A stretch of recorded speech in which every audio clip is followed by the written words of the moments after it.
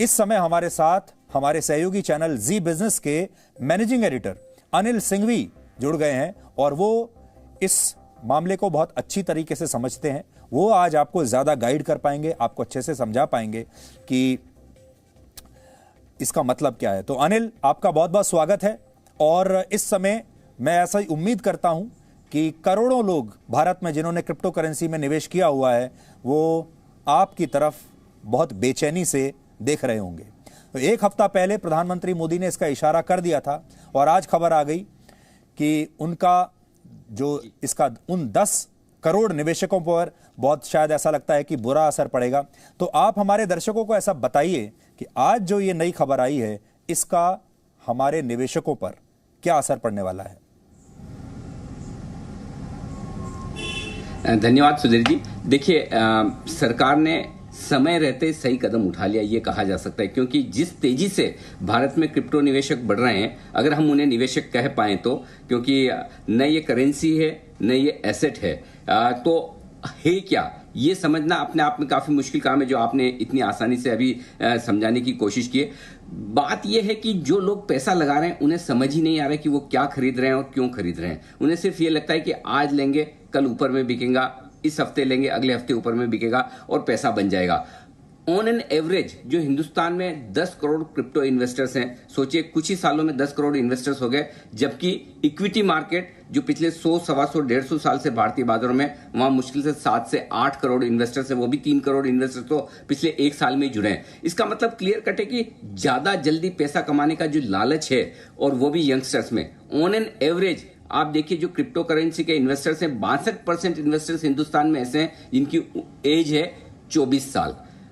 Average investment 9,000 रुपए, और उसमें भी 64% इन्वेस्टर्स ऐसे हैं जिनका पहला निवेश कोई एफडी नहीं है, कोई म्यूचुअल फंड नहीं है, कोई इंश्योरेंस नहीं है, बल्कि क्रिप्टो है। इसका मतलब क्लियर कट है, बिना जाने सोचे समझे लोग पैसा लगा रहे हैं। और यही सबसे बड़ी वजह है कि इससे पहले कि क्रिप्टो करेंसी का बबल बस्ट हो, और हो ना हो, लेकिन अनरेगुलेटेड है, गलत कामों में अगर इस्तेमाल हो रहा है और उस पर सरकार या फिर सेंट्रल बैंक यानी कि आरबीआई का अगर कोई भी कंट्रोल नहीं है, तो इसलिए सरकार का यह एक्शन जरूरी था। अब इस एक्शन का क्या असर होगा? जाहिर सी बात है, क्रिप्टो करेंसीज के दाम दुनिया भर में थोड़े गिरेंगे, हो सकता है वापस सुधर जाए, लेकिन भारत में जो इन्वेस्टर्स हैं उन्हें इन क्रिप्टो करेंसी को बेचकर निकलना होगा। अब आई एम श्योर कि जब तक बिल बनेगा, पास होगा, कानून बनकर आएगा, तब तक आपके पास वो मौका होगा निकल जाने का। लेकिन जो बड़े मंसूबे बनाकर कि बड़ा पैसा बना लेंगे, बड़ी वेल्थ बन जाएगी, जल्दी से मोटा पैसा बनेगा, अब उनके पास एक ही रास्ता होगा, वो अपने क्रिप्टो के जो भी इन्वेस्टमेंट से जो भी पैसा उन्होंने लगाया है उसे बेचकर निकल जाए। जी सुधीर जी। जी अनिल, आपने कहा अब उनके पास एक ही रास्ता है, यानी आखिरी रास्ता है। थोड़ा सा और एक्सप्लेन करके बताइए हमारे इन्वेस्टर्स को और लोगों को कि वो आखिरी रास्ता क्या हो सकता है, क्योंकि आज रात को बड़ी बेचैनी होगी लोगों के मन में। अब इमीडिएटली उनके पास क्या रिलीफ है? जल्दी से जल्दी बेच देना चाहिए, थोड़ा सा और इंतजार करना चाहिए, क्या करें? देखिए, कई सारी सरकारों ने क्रिप्टो करेंसीज को अलाउ किया, बैन किया, ये जब तक चलता रहता है। उसका असर उतना ज्यादा नहीं होता, लॉन्ग लास्टिंग, लंबे समय तक नहीं रहने वाला होता है। लेकिन भारत के बैन करने का असर बड़ा होगा, लंबा होगा। उसकी वजह सबसे साफ है, हिंदुस्तान में सबसे ज्यादा क्रिप्टो इन्वेस्टर्स हैं पूरी दुनिया में। अगर आप देखें तो 10 करोड़ इन्वेस्टर्स हमारे यहाँ हैं। नंबर 1 कंट्री है हम क्रिप्टो में पैसा लगाने के मामले में। हिंदुस्तान की 7% जनता क्रिप्टो में पैसा लगाती है। बहुत चौंकाने वाले आंकड़े। अमेरिका में देखिए, हमारे बाद नंबर 2 इन्वेस्टर्स क्रिप्टो के अमेरिका में कितने? सिर्फ 3.25 करोड़। उससे आप अंदाजा लगाइए कि पहले नंबर पर 10 करोड़ हमें, दूसरे नंबर पर 3.25 करोड़। और जो सबसे स्मार्ट समझा जाने वाला आजकल इकोनॉमिक मामलों में चाइना, उसने पहले से बैन कर रखा है। तो ओवरऑल इसमें कोई डाउट नहीं कि अगर भारत सरकार ये फैसला लेती, जो कि लेगी, जो कानून बनकर आ रहा है जिसमें कि प्राइवेट क्रिप्टो करेंसीज पर बैन लग जाएगा, आरबीआई अपनी एक डिजिटल करेंसी लेकर आएगी, अगर आपको लेन देन करना है उसमें करिए, तो इस बार लंबा असर होगा। क्योंकि ये 10 करोड़ इन्वेस्टर्स जो क्रिप्टो में पैसा लगाकर बैठे हैं, इन्हें सिर्फ और सिर्फ बेचना है। अब खरीदना किसको ही नहीं है, तो खरीदेगा कौन? समझिए सुधीर जी, आपके मेरे सबके पास में क्रिप्टो है और हम सब बेचने निकले, तो हमारे मुकाबले में दुनिया में इन्वेस्टर हैं ही कितने? तो और जब आपको पता है कि एक ऐसी एक ऐसा देश जिसकी जनता जो यंग पॉपुलेशन है, 24 साल के बच्चे हैं, ऑन एन एवरेज 9-10 हजार रुपए क्रिप्टो में निवेश कर रहे हैं, जिसे आप भोले भाले लोगों को आसानी से बेवकूफ बना सकते हैं। उन्हें लालच देकर कि बड़ा पैसा बनेगा, आप क्रिप्टो में निवेश करवा सकते हैं। अगर वो सब बेचने निकले तो खरीदेगा कौन? तो इसलिए बेहतर ये होगा, बजाय इसके इंतजार करें कि वापस बढ़ेगा, ऊपर आएगा, बेहतर है बेचकर निकल जाएं। जब जैसे जितना जल्दी मौका मिले वही एकमात्र रास्ता है। तो जितना जल्दी आप एग्जिट करें उतना बेहतर है, क्योंकि अगर भारत सरकार ने निर्णय ले लिया है कि क्रिप्टो करेंसीज को बैन करना है, प्राइवेट प्लेयर्स नहीं होंगे, तो फिर खरीदने वाले नहीं मिलेंगे, और ये सबसे बड़ी समस्या है। जी अनिल, अब मेरा अगला सवाल उन कंपनीज को लेकर है जिनके विज्ञापन आजकल हम टीवी पर देखते हैं, हम अखबारों में उनके विज्ञापन पढ़ते हैं। आजकल वो कंपनियां अलग अलग जगह पर सेमिनार्स कर रही हैं, कॉन्फ्रेंस कर रही हैं, ताकि लोगों को एनकरेज कर सकें। टीवी पर एक विज्ञापन आता है जिसमें वो कहते हैं कि स्मार्ट इन्वेस्टर बनिए, बेवकूफ़ मत बनिए, लोग आपको बहकाएंगे कि ये रिस्की है, ऐसा है वैसा है। आप और बड़े बड़े एक्टर्स और सेलिब्रिटीज़ अब आकर क्रिप्टो को स्मार्ट इन्वेस्टमेंट के नाम पर एंडोर्स कर रहे हैं। ये वो कंपनियां हैं जो प्राइवेट डिजिटल वॉलेट लेकर आई थी। अब इन कंपनियों का क्या होगा? बंद होना पड़ेगा, और कोई ऑप्शन है नहीं। अगर सरकार ने फैसला ही कर लिया कि ये इलीगल है या इसे बंद करना है, तो फिर तो कोई ऑप्शन बचा नहीं। बिल्कुल साफ है। बेसिकली आप देखिए, 16 एक्सचेंज है हिंदुस्तान में इस वक्त क्रिप्टो में ट्रेड करने के लिए। इतना लंबा चौड़ा, इतना पुराना इतिहास है इक्विटी मार्केट का, और 2 एक्सचेंज है, NSE और BSE। अरे भाई, इतने एक्सचेंज की जरूरत ही कहां है? इतनी करेंसीज की जरूरत ही कहां है? हिंदुस्तान में एक करेंसी रुपए से काम चलता है, अमेरिका में $1 से काम चलता है, तो फिर इतनी सारी करेंसीज की जरूरत क्यों है?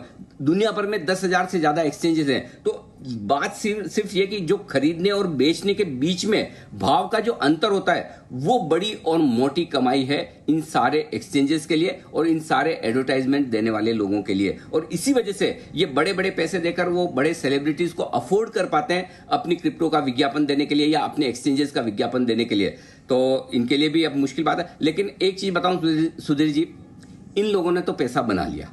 जो भी एक्सचेंजेस है, देखिए, उनका तो कुछ गया नहीं, उनका तो प्लेटफॉर्म है। अगर लोग आकर क्रिप्टो खरीद रहे हैं, बेच रहे हैं, आज भी जो लोग फंसे हैं, जो लोग बेच नहीं जाएंगे, बिका या नहीं बिका उनकी रिस्क है, पैसे उनके लगे हैं। एक्सचेंजेस को तो कोई नुकसान होने वाला नहीं। हाँ, उन्होंने थोड़ा बहुत टेक्नोलॉजी में निवेश किया होगा, अपने सिस्टम प्रोसेस में निवेश किया होगा, उससे तो कहीं ज्यादा पैसा वो बना चुके हैं, तभी तो इतने बड़े बड़े भर भर के फुल पेज विज्ञापन आप पहले फ्रंट पेज पर देखते हैं, बड़े बड़े सेलिब्रिटीज को देखते हैं। लेकिन हाँ, अब उनका भी खेल खत्म होने की तैयारी में सरकार ने और RBI ने पूरा मन बना लिया है कि अगर ये बंद होंगे तो सब बंद होंगे, और ऐसे में इनके लिए भी अब रास्ता कोई बचा नहीं है। जी अनिल, अब आखिरी सवाल मेरा है जो मैं पढ़कर आपको यहां बता रहा हूं। इसमें जो लिखा है, ये सरकारी डॉक्यूमेंट है पार्लियामेंट का।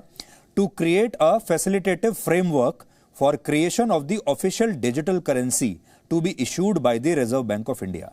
क्या इसका मतलब यह है कि अब RBI अपनी करेंसी लेकर आएगी, यानी सरकारी क्रिप्टो करेंसी आएगी, उसे आप खरीद सकते हैं और वही चलेगी देश में? 100%। सबसे बड़ा इंटरेस्टिंग और सबसे बड़ा डेवलपमेंट क्रिप्टो बंद होने के साथ साथ ये है कि जो लोग ये कहते हैं कि ये फ्यूचर की करेंसी है, टेक्नोलॉजी ड्रिवन करेंसी है, कोई बात नहीं, आप इस्तेमाल कीजिए। RBI आपको एक ऐसी करेंसी दे रहा है, ऐसा डिजिटल प्लेटफॉर्म दे रहा है जो ब्लॉकचेन टेक्नोलॉजी पर आधारित है। कोई टेक्नोलॉजी के खिलाफ नहीं कि ये ब्लॉकचेन टेक्नोलॉजी खराब है, खिलाफ है तो उस चीज के कि क्रिप्टो करेंसी की वजह से कई लोग बिना सोचे समझे अपना गाढ़ा पैसा इसमें निवेश कर रहे हैं और जिन्हें अल्टीमेटली फंसना है। तो RBI ये कह रहा है कि अगर आपको लगता है क्रिप्टो करेंसी फ्यूचर है, डिजिटल करेंसी फ्यूचर है, एक से दूसरी जगह पैसा ट्रांसफर करना, लेन देन करना आसान है, हम लेकर आएंगे, हमारी जिम्मेदारी है। आज क्रिप्टो करेंसी की किसने जारी की पता नहीं, कौन इसके पीछे है, जिम्मेदार कौन है पता नहीं, कितनी और करेंसी आएगी पता नहीं, बैकिंग क्या है। आमतौर पर RBI जब नोट छापता है तो पीछे सोना होता है, बैकिंग होती है। क्रिप्टो के पीछे कुछ भी नहीं है। तो जब RBI अपनी करेंसी लेकर आएगा, डिजिटल करेंसी लेकर आएगा, तो आपको वो सारे फायदे मिलेंगे। अगर आप सही तरीके से क्रिप्टो करेंसी का इस्तेमाल एक से दूसरी जगह लीगल तरीके से पैसे भेजने के लिए करना चाहते थे, तो वो सारी सुविधा आपको RBI की डिजिटल करेंसी में मिलेगी। लेकिन अगर आपका इरादा ये है कि मैं सिर्फ करेंसी ऑन करूं उसमें पैसा बना लूं, या मैं इस करेंसी का इस्तेमाल इलीगल तरीके से हवाला, टेररिज्म या फिर ड्रग्स के स्मगलिंग के पैसे इधर से उधर ट्रांसफर करने के लिए करूं, तो वो अब बंद हो जाएगा, क्योंकि नजर आरबीआई की पैनी रहेगी। तो ये सबसे बढ़िया काम किया है सरकार ने दोनों तरीके से। पहला ये कि देखिए, हम क्रिप्टो के जो प्राइवेट प्लेयर्स हैं उनको बंद कर रहे हैं जो अनरेगुलेटेड है। दूसरा, हम सामने आपको एक ऑल्टरनेटिव दे रहे हैं। अगर आपको लगता है फ्यूचर की करेंसी है और इसमें हमें लेन देन करने की छूट और आजादी होनी चाहिए, हमारे पास आरबीआई है, वो अपनी करेंसी लॉन्च करेगा। ऑफिशियल करेंसी होगी, हिंदुस्तान की डिजिटल करेंसी होगी, और आप उसमें आराम से लेन देन और पैसे एक से दूसरी जगह ट्रांसफर करने के लिए उसका इस्तेमाल कर सकते हैं। तो किसी को भी जो सही तरीके से काम कर रहा है सुधीर जी, उसे दिक्कत नहीं होगी। लेकिन हाँ, काफी लोगों ने जो उम्मीदें बनाई थी कि हमारे दूसरे तरीके के काम क्रिप्टो से हो जाएंगे या फिर क्रिप्टो में अनाप शनाप पैसे बन जाएंगे, उनके लिए तो आज आपने सही कहा है, रात को नींद नहीं आएगी जी। और अब ये जो आरबीआई वाली ये जो क्रिप्टो करेंसी है, ये टैक्सेबल भी होगी? हाँ, ये इसका एक बार फ्रेमवर्क पूरा आने के बाद पता चलेगा कि एग्जैक्टली इसका किस तरह से होगा। लेकिन अभी जो नियम है उसके मुताबिक आप करेंसी का इस्तेमाल लेन देन के लिए कर सकते हैं। अगर आपको एक से दूसरी जगह पैसे ट्रांसफर करने हैं, उसके लिए कर सकते हैं। तो जो टैक्स लगता है, जो टैक्स लगना चाहिए, वो आपके व्यापार पर, आपकी कमाई पर लगेगा।